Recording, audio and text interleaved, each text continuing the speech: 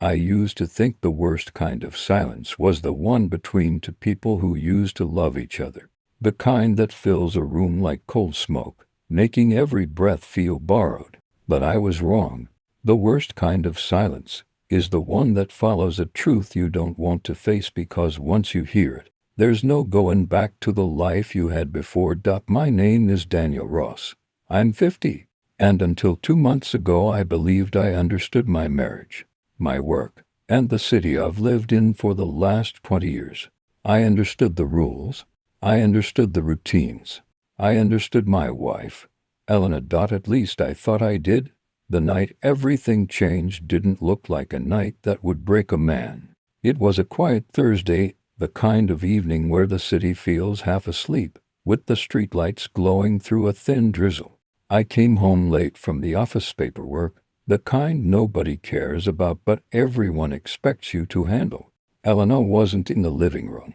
The apartment was too still, too tidy, like someone had walked through it and erased all signs of life. "Elena," I called out, hanging my coat. Silence. I found her in the bedroom, sitting on the edge of the bed with her hands in her lap. Her phone was beside her, screen down. She looked like she'd been waiting for something, maybe for me. But her eyes didn't lift when I stepped in. "You're home late," she said softly. "You could have called. You could have too." Her tone wasn't sharp, but it carried a weight I couldn't place. Something had shifted in her, something I hadn't noticed until it was too late. I sat beside her. The space between us felt like a crack in the floorboards, widening with every second. "What's going on?" I asked. She hesitated, and in that moment, I knew something was wrong, something layered, something that had been building quietly behind my back while I wasn't paying attention. Elena never hesitated. She was decisive, precise, the kind of woman who planned dinners a week in advance and never forgot to pay a bill. She finally met my eyes. "There's something I have to tell you," she whispered. My heart dropped into my stomach. I didn't know why not yet, but I felt the truth rushing toward me like a train I couldn't step off the tracks of. "Okay," I said. "Tell me." But before she could speak, her phone buzzed. Screen down. But I saw enough. A name flashed. Taryn Pierce. Her coworker. Her friend. The man she once insisted was just someone from the marketing team. Something cold crawled under my skin. She didn't reach for the phone. She didn't even flinch. She just stared at me with eyes that looked like they'd already rehearsed the moment where everything fell apart. "Daniel, I'm sorry," she said. Those words. Quiet, controlled, final. I could have asked 1,000 questions. Why and when, how long? Why wasn't I enough? But none of them could have prepared me for the truths she finally gave me. "It didn't mean to happen," she began. "I didn't expect." Her voice cracked, just slightly. "I didn't expect to feel anything for him. It started with talking, work, stress. You were always busy." He listened. "And then, things blurred. I felt the air thin around me."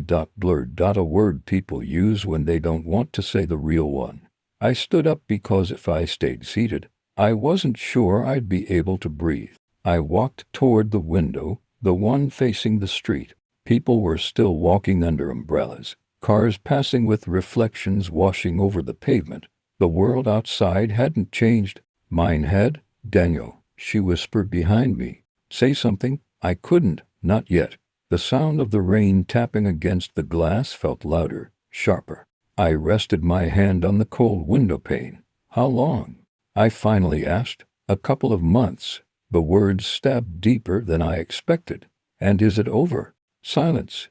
The kind that confirms what a person doesn't dare to admit. "Elena," I said slowly, "is it over?" She closed her eyes. "I don't know." A single heartbeat. Then another. Each one felt like it bruised something inside my chest. "So you're choosing him?" I asked. "I'm not choosing anyone," she insisted, standing up. "I'm confused. I'm tired. I'm not myself lately. Please, Daniel, don't make this harder." I turned toward her. "You already did." Her lips trembled, but she didn't step closer. She didn't try to touch me. Maybe she knew I wasn't ready for that, or maybe she knew she'd lost the right. I left the bedroom before she could say more.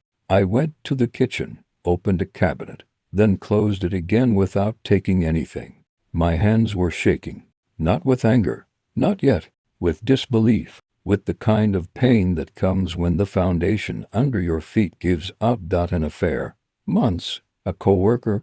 The worst part wasn't even the betrayal. It was how calm she was, how prepared, like she'd been waiting to tell me, or waiting for me to find out.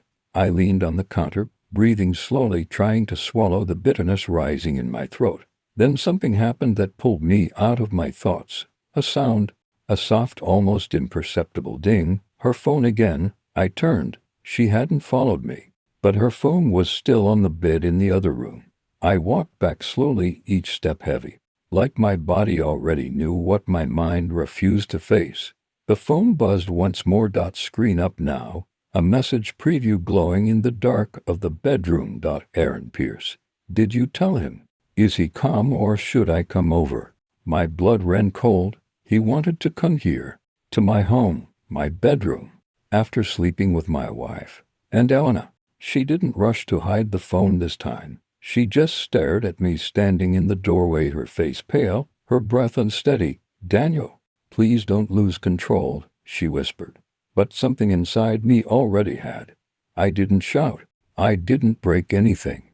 I didn't even move. I just looked at her, the woman I'd built a life with, and saw a stranger. The kind of stranger who had already replaced me before I even knew something was missing. What happens now? I asked quietly. She didn't have an answer, and that silence was the beginning of everything that followed. I didn't go home that night, even though I told myself I would. Told myself I needed distance, clarity, anything that resembled logic. My feet carried me anywhere but toward my apartment. I walked through the city like a man half conscious, letting the neon spill over my skin, letting the cold settle into my hands, letting the noise drown out the thoughts that kept circling me like vultures. What I'd seen earlier in Mia's apartment, the fear on her face, the way she leaned into me like I was the last solid thing left in her life, it stayed etched in my mind with microscopic detail. And maybe that was the real reason I didn't go home. Because going home meant facing silence, and silence was where the truth hid. By the time I eventually forced myself to return, the sky had shifted to a dull, early morning gray. My building was quiet, the lobby empty, the air heavy with the scent of old carpet and cleaner. Everything felt normal, so painfully normal that it made the night before feel like a hallucination. I climbed the stairs slowly, rehearsing what I'd say to Mia later, how I'd convince her we needed to involve someone, police, private security, anyone who could help. She wouldn't like it, but she also couldn't keep pretending everything was fine while someone shadowed her every move. When I reached my door, I noticed it immediately. A white envelope, thin, plain, placed dead center on my welcome mat. My chest tightened. For a long moment, I didn't touch it. I just stared at it, breathing through the sudden rush of heat that crawled up my neck. Finally, I crouched down and picked it up. No name, no handwriting, just like the one at her place. The paper inside wasn't folded. A single glossy photograph slid into my hand. My own building hallway. My door. Me taken from behind as I unlocked it 2 nights ago. Someone had been standing right there, behind me in the shadows, close enough to count the threads on my jacket sleeve. My jaw locked so hard my teeth ached. This wasn't about me, or rather it wasn't only about her. I checked every corner of the hallway 3 times, even though I knew whoever left it was already gone. It didn't matter. Logic wasn't leading me anymore. Instincts were. I stepped inside my apartment and locked the door. Then I locked the chain. Then I slid the deadbolt. The air smelled stale and touched exactly as I'd left it. But I didn't feel alone. I moved through each room slowly. Kitchen, living room, bedroom, bathroom. Everything seemed normal and untouched, but that only made my skin crawl more. When I reached the living room window, I noticed something I hadn't seen before. The blinds were slightly parted, barely a centimeter, barely noticeable. But I hadn't left them like that. Someone had looked inside. I stood there with one hand on the windowsill until the tension made my fingers tremble. Then my phone buzzed up. Mia, are you awake? I stared at the message for a few seconds before replying, yeah, we need to talk. Something happened. The typing bubble appeared instantly. Come over. Please. I left within minutes. When she opened the door, she looked worse than last night, like she hadn't slept at all. Her hair was tied back messily, her eyes red around the edges, her hands fidgeting with the sleeve of her shirt. What happened? She asked. I handed her the picture. Her expression collapsed. Oh my God, this isn't random, I said. Whoever is doing this, they're watching both of us. She pressed a hand over her mouth. Mark, what if it's Alex? The name hit the air like a thrown knife. I kept my voice controlled. Why him? She hesitated. Too long. Mia, I don't know. She whispered harshly. Maybe he's suspicious. Maybe he thinks something is going on between us. Maybe he's trying to scare me into coming back home. Is something going on between us? I asked quietly. She looked at me with a mixture of guilt and longing. I don't know anymore. Her voice broke. I just know I don't feel safe around him. Not emotionally. Not lately. He gets angry fast, jealous. He reads my messages. He asks who I'm talking to, where I'm going, why I'm dressing a certain way. I feel like I'm being watched even when he's not home. A cold feeling settled in my stomach. Mia, you should have told me. I didn't want you to think I was dragging you into my mess. Her hands trembled. I took them gently to steady her. You didn't drag me anywhere, I said. I walked into your life because I wanted to. And I'm not walking out now. She exhaled shakily, eyes glistening. A moment passed, a quiet, fragile moment where the world felt smaller, almost soft again. Then a sharp knock hit the door. Mia flinched violently. I stepped in front of her without thinking. Another knock, harder this time. Mia, open up. A man's voice. Calm, controlled, her face drained of color. Alex. I felt her grip my shirt from behind. My pulse hammered in my ears. This was no longer just fear. This was the moment something dangerous shifted. The moment a line none of us were ready to cross began to disappear. I didn't go home after leaving Mia's apartment. I couldn't. My hands were still shaking, and my thoughts kept circling the same dark orbit, crashing into each other like debris from something already destroyed. So, instead of driving back to my empty place, I parked in the far corner of an all-night grocery store lot and sat in the dark, watching the city bleed through my windshield. I kept replaying what Mia had told me, every sentence, every hesitation, every detail she'd tried to skip over. The messages, the photos, the sense of being watched, weeks of it. And she had told no one. Not her sister, not her mother, not Alex. Only me. I should have felt honored. Instead, I felt sick, because the more I thought about it, the more one question kept punching back at me.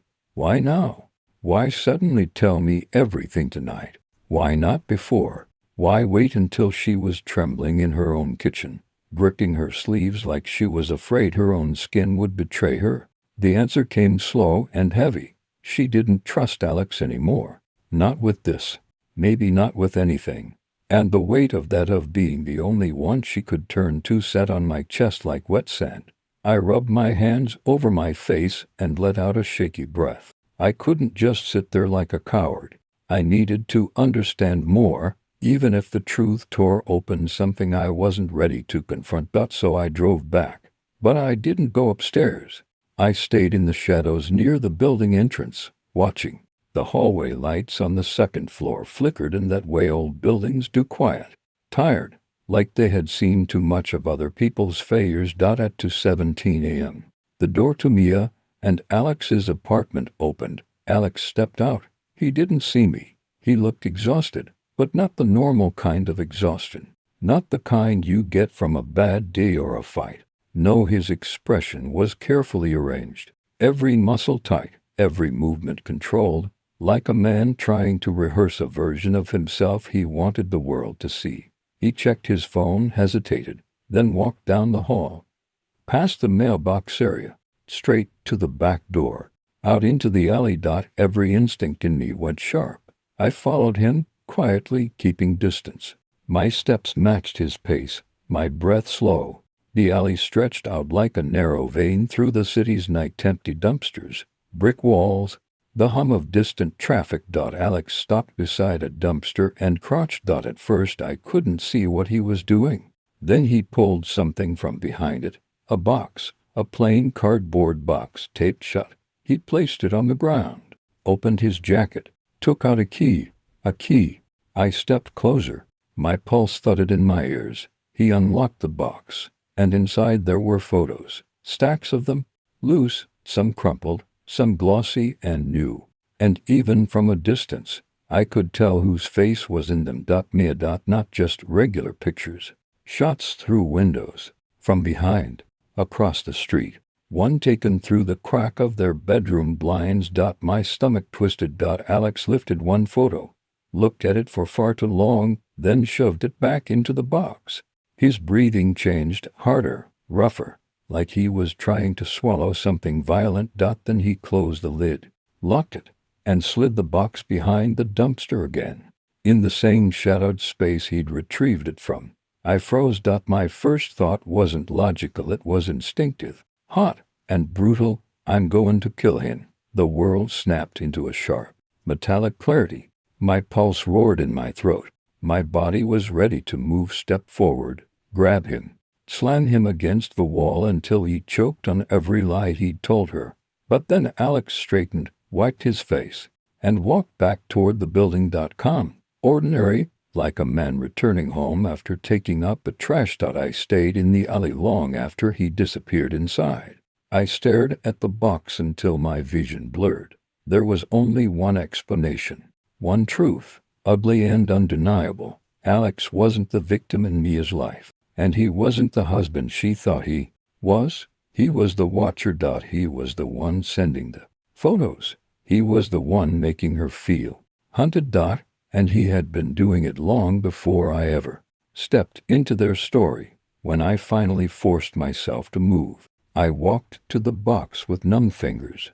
I didn't touch it, just looked at it long enough for the slow, cold realization to swallow everything else. Mia wasn't safe, not from the stranger she feared, not from the shadows outside her window, not from the footsteps she heard behind her at night. She wasn't safe from her own husband. And if he ever realized she'd confided in me, if he ever suspected she was drifting away, I knew exactly how he'd react. I had seen it in his eyes tonight. I had seen it in the way he handled those photos, in the way he returned them to their hiding place. He wasn't watching her out of jealousy. He was documenting possession. And men like Alex didn't lose what they believed was theirs. Not without breaking it first. I didn't sleep that night. Or maybe I drifted in and out of something that resembled sleep but felt more like drowning, coming up for air only to be pulled back under by thoughts I couldn't control. Every time I closed my eyes, I saw the message Ethan had shown me, the one he claimed wasn't meant for me, the one someone sent to him about me, and I kept replaying the look in his eyes when he read it. Not confusion, not shock. Recognition. As if something inside him had snapped into place. By the time morning crept in, thin and colorless, I felt like my bones were hollow. The apartment was silent except for the refrigerator hum and the occasional passing car outside. I sat on the couch with a blanket around my shoulders, trying to slow the shaking in my hands. Ethan came out of the bedroom wearing the same clothes he had worn yesterday. He looked exhausted. Eyes bloodshot, shoulders tense. "We need to talk," he said quietly. I almost laughed. What a stupid, harmless sentence for something that felt like the beginning of a disaster. About what? My voice wasn't steady. He sat down across from me, elbows on his knees. He looked at the floor when he spoke. About everything. About what happened. About what's happening. I hugged the blanket tighter. "You're not telling me something," I said. "And the more you avoid it, the worse it gets. So say it. Whatever it is, say it." He finally lifted his head, and for a moment I saw something I couldn't read. Not anger, not fear. Something between guilt and determination. I think someone is trying to push us apart, he said. I blinked. That's what you think this is? Yes. I let out a slow breath. Ethan, someone sent you a message about me. That's not pushing us apart. That's watching. That's someone knowing too much about my life. He shook his head. No, they're targeting me. Whoever this is. They know how things were between us before. They know what we went through. They know I'm still. He stopped himself. That silence said enough. Still what?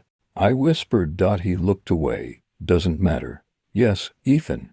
It matters now. He stood, walked to the kitchen, paced once, twice, 3 times. I could see him fighting something inside. Words he wanted to say but couldn't let out. You think I'm doing this? He finally said. The words hit me harder than I expected. I didn't answer immediately, and that hesitation must have been enough, because Ethan's expression hardened. You think I'm behind it? No, I said quickly. I don't. I just don't understand what's going on. None of this makes sense. He moved closer, kneeling in front of me. I would never hurt you. I know, you don't sound like you know. I swallowed. There's too much we don't know, I said quietly. Someone sent a message. Someone knows details. Someone wants something. But we're guessing in the dark, Ethan. You're not telling me everything. And that makes this harder. He dropped his gaze again. I can't tell you everything. Why not? Because. He paused. Because it involves things I did a long time ago. Things I'm not proud of. A chill ran through me. Ethan, what are you talking about? He stood abruptly and walked to the window, pulling back the curtain just an inch. He watched the street outside like he was expecting someone to appear. I told you that when I left my previous job, it wasn't just burnout. I nodded. I left because I had problems with one of my colleagues. Someone who blamed me for something I didn't do. What happened? He shook his head. I can't get into it. I signed documents. I agreed to certain terms. But if this is connected, God, I hope it isn't. Then we're dealing with someone who has a reason to make my life hell. My stomach dropped. So you think it's someone from your past? I think it's possible. Is it someone dangerous? His silence felt like an answer. Ethan. He turned around. His face looked older, somehow drawn, worn down. I'm not trying to scare you, but I think we're dealing with someone who doesn't care about limits anymore. So what do? We stay alert, he said. We don't panic. We don't trust anyone. And we don't under any circumstances react to anything they send us. That's what they want. They want a reaction. He sat next to me, his voice lower. Maya, if anything happens, if anyone shows up here, if anyone contacts you, promise me you'll tell me immediately. I nodded slowly. His hand brushed mine. And for the first time since this started, I felt how tense he really was. His fingers were ice cold. Before either of us could say anything else, a soft thud echoed from the hallway outside the apartment door. We both froze. Another thud. Paper sliding. A faint shuffle of footsteps retreating. Ethan shot up and moved to the door. He didn't open it, just looked through the peephole. His whole posture changed. What is it? I whispered. He didn't answer. He bent down, picked something up from the floor, and locked the chain. When he turned around, he was holding a single sheet of paper. I watched the blood drain from his face. What is it? I repeated, standing. He hesitated, then handed me the paper. It was a photo, taken from outside my living room window. A photo of me sitting alone on the couch, wrapped in the same blanket I was wearing now. The timestamp on the image was from 1 hour ago. There was a single line of text printed below it. He's lying to you again. I felt everything inside me turn to ice. Ethan slowly sat down across from me, his eyes fixed on the floor. And in that silence, heavy, suffocating, I realized something terrifying. Whoever sent this wasn't outside the building. They were close, too close, and they were watching us both. I didn't sleep the night before, not because of fear, but because everything inside me had gone unnaturally quiet. The kind of quiet that comes only when you've accepted something irreversible. I sat in the dark living room, listening to the ticking of the kitchen clock, the hum of the refrigerator, the soft groan of the building settling with the cold wind outside. The world felt too ordinary for what I was about to do. At 6:14 a.m.